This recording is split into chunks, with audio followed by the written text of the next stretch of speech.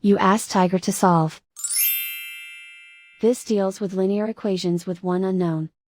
The final result is s equals 9. Let's solve it step by step. Simplify the expression. Expand the parentheses.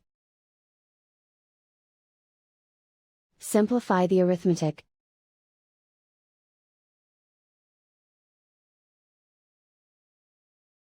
Swap sides.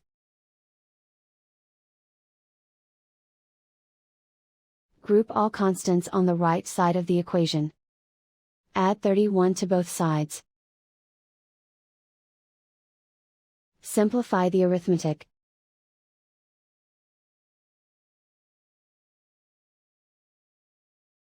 Isolate the s. Divide both sides by 3. Simplify the fraction. Find the greatest common factor of the numerator and denominator. Factor out and cancel the greatest common factor. And so the final result is s equals 9.